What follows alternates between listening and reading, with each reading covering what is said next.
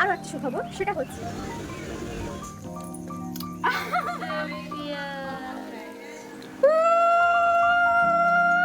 Hello hello hello, কেমন আছো তোমরা সবাই? আশা করি ভালো আছো, আর আমিও খুব খুব ভালো আছি।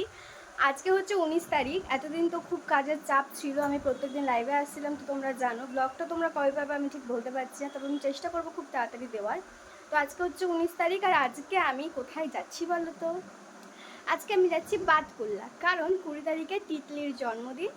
আর আমি যে বাতকুল্লা যাচ্ছি সেটা তিতলি এখনো পর্যন্ত জানে না, মানে ও বলেছিল খুব যে আসার চেষ্টা করি সেটা ওটা, আমি সত্যিই শিওর ছিলাম না যে আমি যেতে পারবো কি না। বাট আমি যেই কাজটা আমার চলছিল সেখানে আমি বলেছিলাম যে আমাকে একটু বাড়ি যেতে হবে, আমার দুদিনের ছুটি লাগবে। তো আজকে আর কালকে আমি ছুটি নিয়েছি, কালকে বিকেলে আমি আবার এখানে চলে আসবো। তো এখন আমি যাচ্ছি, তিতলি জানে না। আমি তিতলির ওখানে যে বন্ধু বান্ধবীগুলো আছে তাদের কিছু কিছু জনের নাম্বার আমার কাছে ছিল, তো তাদের সবার সাথে প্ল্যানিং করে ফাইনালি আমি যাচ্ছি। ওরা আমাকে নিয়ে যাবে স্টেশন থেকে, আমার যেতে যেতে ওখানে প্রায় 10 সাড়ে 10টা বাজবে। তো ওরাই আমাকে নিয়ে যাবে, আমি যেহেতু চিনতে পারবো না সেই জন্য। আরও একটা সুখবর, সেটা হচ্ছে আমার সুন্দরীও যাচ্ছে বাড়ি। কোথায় যাচ্ছে সোনা? আমি বাড়ি যাবো। আমি বাড়ি যাবো। তিতলি মাকেও যেতে বলেছিল, কিন্তু মা তো জানোই কোথাও যেতে চায় না। আর মা বাড়ি যাবে, বাড়িতে অনেক ওই যে মাছ টাছ আছে ওগুলো মরে গেছে হয়তো এতদিন, এত গরম পড়ে গেছে, ইনভার্টারে জল দিতে হবে, অনেক কাজ আছে, তো সেগুলোর জন্য মা বাড়ি যাচ্ছে। আর আমি যাচ্ছি তিতলিদের বাড়ি। আমি কালকে বিকেলেই ব্যাগ চলে আসবো, মা হয়তো ওখানে 2-3 দিন থেকে তারপর আসবে। তো আমি আর আসবো না, তোমাদের পূর্বাসে একাই থাকবে, কারণ পূর্বাসের কাজ শুরু হয়ে গেছে। আমার কথা ছিল ওর কাজ রানিং হয়ে গেলে আমি বাড়ি চলে যাবো। আমার নিজস্ব একটা বাড়ি আছে, আমি সেই বাড়িতে চলে যাবো। ওরম শুনতে লাগে, যদিও এখন গরম পড়েছে, এখন মা বেশিরভাগটাই হয়তো ওখানেই থাকবে, কারণ উনি এসি ছাড়া থাকতে পারেন না। আমার তো অভ্যাস হয়ে গেছে, আর আমি সারাদিন বাড়ি বাইরে থাকি, আমার তো ওখানে সারাদিনে এসি, রাত্রিটুকু এসে ঘুমোনো, তারপর তো এসি, মেকআপ রুমে এসি, ফ্লোরে এসি, সব জায়গাতেই এসি। তো যাই হোক, এখন হচ্ছে আমরা রেডি ফেডি হয়ে গেছে। ভেবেছিলাম ব্লগটা সকাল দিয়ে শুরু করবো, এবং সকাল দিয়ে শুরু করলে কি আর, আমার ডেলিকার জীবন তো তোমরা দেখতেই পাচ্ছ, সেই জন্য আর সকাল দিয়ে ব্লগটা শুরু করলাম না। এখন রেডি ফেডি হয়ে এখন বাজে হচ্ছে 5:30, 5:45। তো এখন আমি স্নান করেছি, শ্যাম্পু ট্যাম্পু করলাম, এই কয়দিন তো ওই যে আমি জানি না। তো যাই হোক, চলো দেখতে থাকো। এখন আমরা এখান থেকে যাব দমদম, দমদম থেকে একই ট্রেনে উঠবো, দেন আমি কৃষ্ণনগরে নেমে যাবো, আর মা ওই ট্রেনেই বাড়ি চলে যাবে।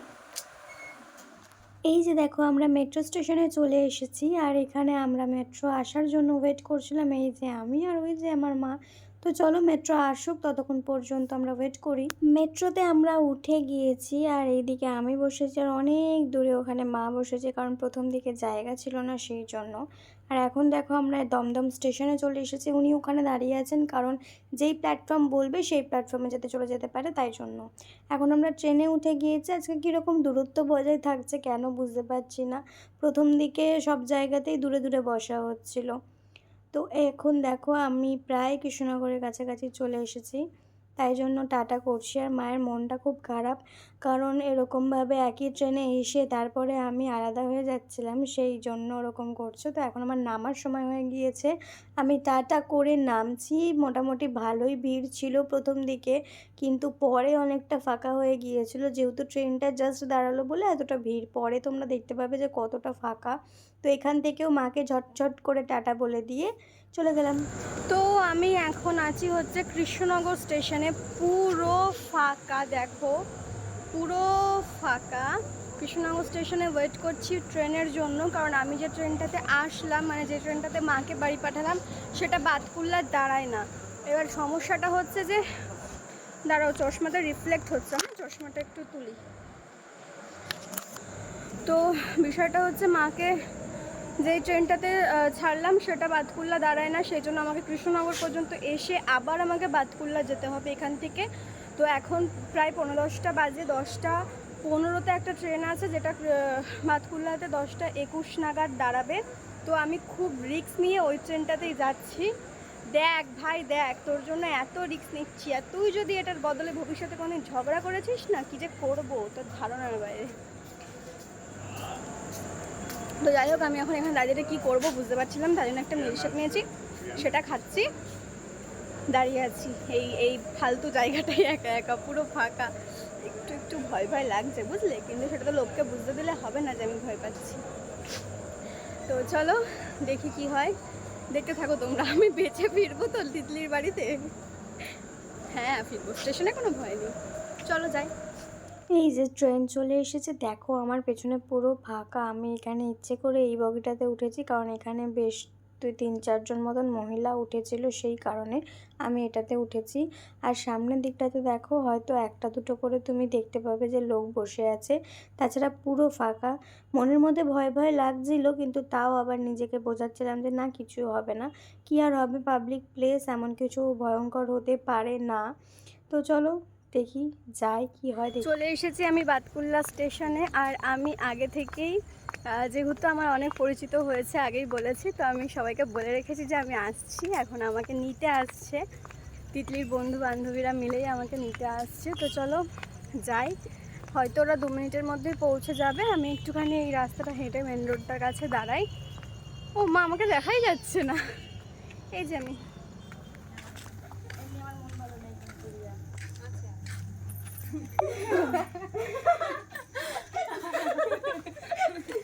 হ্যাপি বার্থডে ভাই। থ্যাংক ইউ ভাই।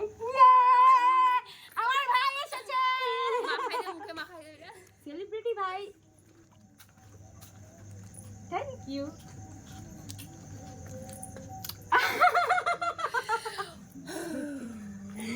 কথা রাখতে কত বড় ঝুঁকি নিয়েছি এত রাতে। ভাঙের বড় বড় কি করছিস? এই জলটা তো আচ্ছা ঠিক আছে ভাই।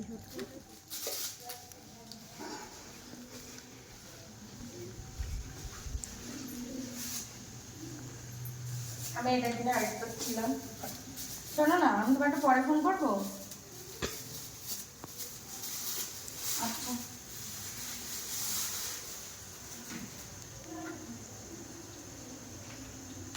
আমি ভিডিও করো না, খুলবো না। আমি জানি ও আমার জন্য খাবার বানিয়ে এনেছে। আমি ওরম ভাবে করে।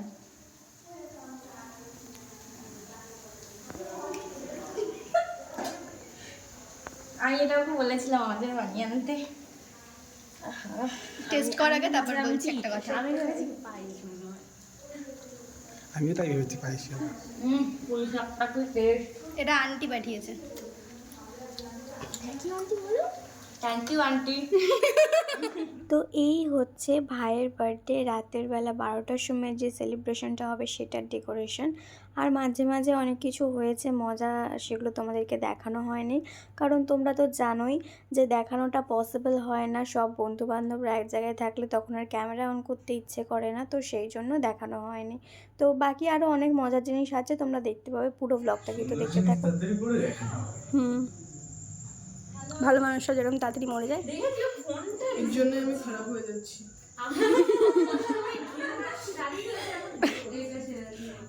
কার সাথে হ্যালো বার মেরে ফেলবো কিন্তু।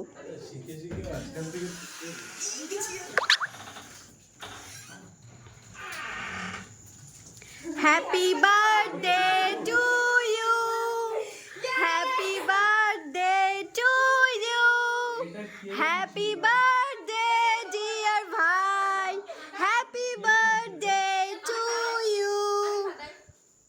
নে ভাটা, বার্থডে কাল যা বলবে তাই হবে। সেটাকে খোল, এটা পুরো খোল ভাই। খুলতে হয় না, খুলতে হয়, খুলতে হয়। এবার এবার এবার তাহলে দেখ এবার মনে ফাটাই, এবার মনে এবার ওই মনে দেখা।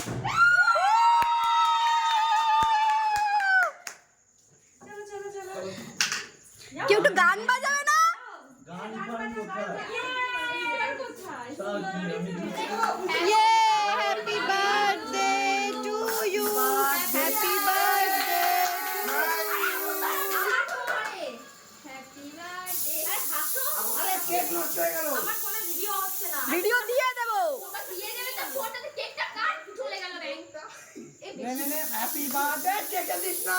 এই মুখে ভিড়, ওকে কেন বলো দেখাও। আমি এর মধ্যে একটা জিনিস দেখেছি যেটা আমার অনেক পছন্দ। কিন্ডার জয়, ইয়ে! আর এটা আমার অনেক পছন্দ একটা জিনিস। উপরে দেবো, উপরে দেবো। না আমাকে বলবো শাড়িটা ডাকতে সুন্দর। আমার হাতে ক্রিম। খুলে দেবো আমি? আমি খুলবো? খুলবে? বলতো আর কি করবো ওটাকে? টিকিট করতে হবে তো। টিকিটও দিয়েছে ঘুরতে যাওয়ার। যে আমি এই টিকিটটাই করে এসেছি তোর বাড়ি। ইয়ে কি মজা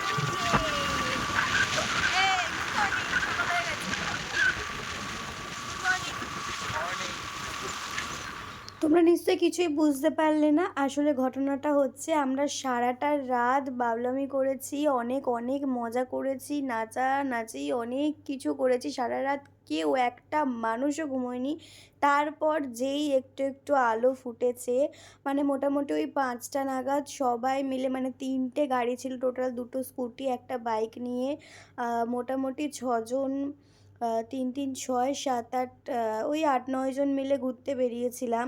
তো দেখো কি অবস্থা, মানে এত জোরে, মানে হাই রোডে যেহেতু একটু জোরেই গাড়ি চলে, ফোনটাকে আমি 2 হাত দিয়ে ধরে রেখেছিলাম, আমার ফোনটা না হয়তো একা একা পেছন দিকে চলে যাচ্ছিলো। যাই হোক, আমি সত্যি বলছি এত এত এনজয় করেছি আমরা সবাই মিলে, ভীষণ ভালো লেগেছে।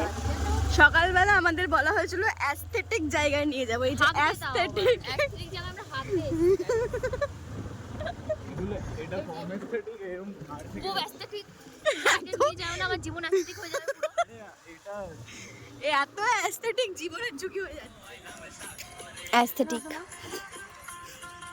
এটা অ্যাস্থেটিক ভাই, তোর জন্মদিনে এরকম জীবনের ঝুঁকি নিয়ে করাচ্ছিস?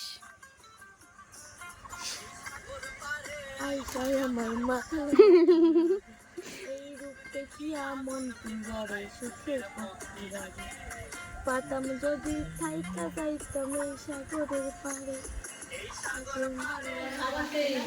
এবার এই শ্রাবন্তী না গো, শ্রাবণী।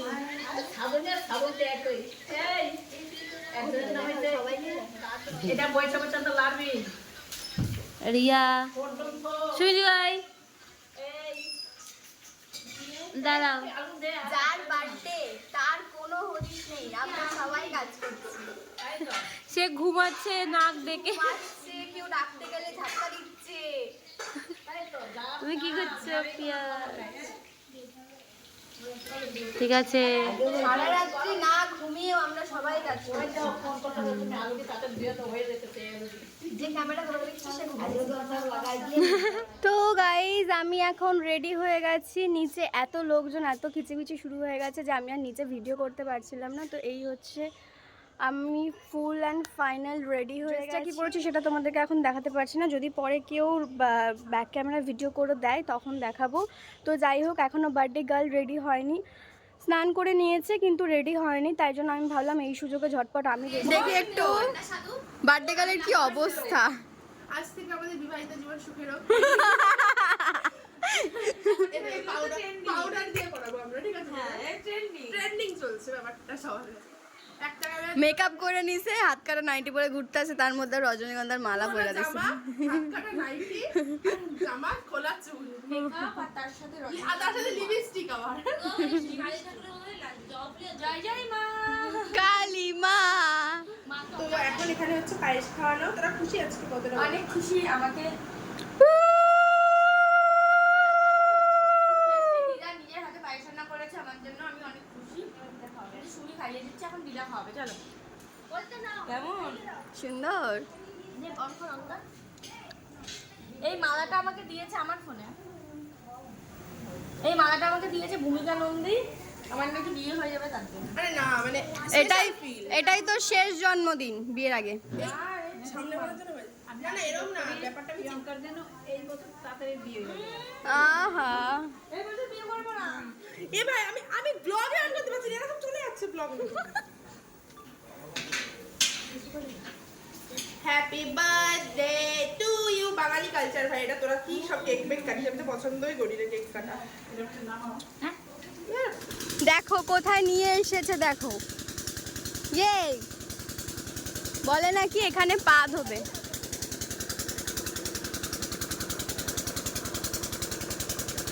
এই যাবো না, আমি পড়ে যাবো। দেখো অবস্থা, দেখো রিলস বানাচ্ছে এরা। ও ভগবান, ও দৌড়ে আসছে, ও কল টিপছে, পা ধুচ্ছে, দেখো খালি পায়ে কি করছে। এরাই আসলে আমরা হোলি খেলতে এসেছি উষা দিতে বাড়িতে। উষা দিতে বাড়িতে। উষা তিতলি দিতে বাড়িতে। একজন এমন নাম দেয়। দেখো অবস্থা দেখো কি মজা পাচ্ছি সেটা করে। কি করছে আমার আমার কি বলছি আমার নতুন ইস্ত্রি করা শুরুটা আমার মা মেরেই দিল, তাও করছি, কিছু করার নেই। একটু আগে কি করলি সেটা বল। পড়ে গেছে সব ভিডিও বানাতে গিয়ে টাল। তোর লাগি ছপক ছপক করবি না, ওখানে জল পড়বে, জল ছিটবে।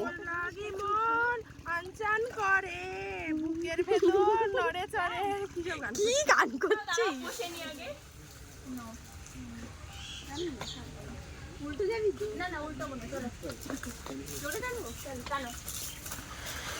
চুলটা কিন্তু রাস্তা ঝাড় দিচ্ছে।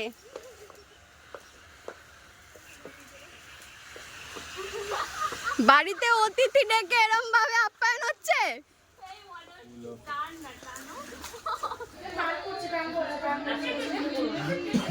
হ্যাপি বার্থডে বল তোরা আমাকে। ইয়ে মেরা ভাই কা বার্থডে है, मेरा भाई का बर्थडे है। তো এখন আমার ভাইয়ের কেক কাটা হয়ে গেল। ভাইয়ের মুডটা একটু অফ, সেটা তোমরা দেখে বুঝতে পারছো কি না জানি না, যেহেতু আমি এখন বাড়ি চলে যাব সেই জন্য একটু আমাকে সত্যিই তাড়াতাড়ি বেরিয়ে যেতে হতো। ওর কেক কাটতে কাটতে অলরেডি অনেক বিকেল হয়ে গেছিলো। দুপুরে কেক কাটার কথা ছিল, সেটা বিকেল হয়ে গেছে, যেটা হয় একটা অনুষ্ঠান বাড়িতে সেটাই। তো তাই জন্য একটু তাড়া ছিল বলেই আমিই বারবার তাড়া দিচ্ছিলাম। আর এখানে দেখো আমার হাতটা কেটে গেছিলো, সেই জন্য আমাকে সুমি খাইয়ে দিচ্ছে। সত্যি কথা বলতে এরকম বান্ধবী খুব ভালো। টাটা। দাদা দেখাই তো যাচ্ছে না। এগুলো ও ভগবান, চলে এসেছি স্টেশনে, এখন বাড়ি যাবো। এসেছিলাম কি সুন্দর হয়ে, যাচ্ছি কি অখাদ্য হয়ে, দেখেছো? তো যেহেতু আমার ভাইয়ের কোনো রকম বার্থডে কোনো কিছু আমি আপলোড করিনি এখনও পর্যন্ত, সেই জন্য আমি ভেবেছিলাম যে একদিন পরেই আমি ভ্লগটা আপলোড দেবো। তাই জন্য বাড়ি ফিরেই ভ্লগটা এডিট করতে বসেছিলাম এবং দেখলাম যে ভিডিওটা আমি শেষ করিনি। তো সেই জন্য আমি এখন ভিডিওটা শেষ করে দিচ্ছি। আমি বাড়ি চলে এসেছি অনেকক্ষণ আগে, আর বাড়ি আসার সময় আমার অনেক এক্সপিরিয়েন্স হয়েছে, ভুলভাল এক্সপিরিয়েন্স। সেগুলো না হয় আমি তোমাদের সাথে লাইভে শেয়ার করব। লাইভে তো দুদিন আসা হয়নি, আমি অবশ্যই কালকে লাইভে আসবো। তোমরা ভিডিওটা পাবে হচ্ছে সকালবেলা, তারপরে দুপুরে বা রাতের দিকে আমি লাইভে আসবো। তো দেখা হচ্ছে তোমাদের সবার সাথে। সবাই খুব ভালো থেকো, সুস্থ থেকো। দেখা হচ্ছে পরের ভিডিওতে এবং অবশ্যই লাইভে। Tata, good night.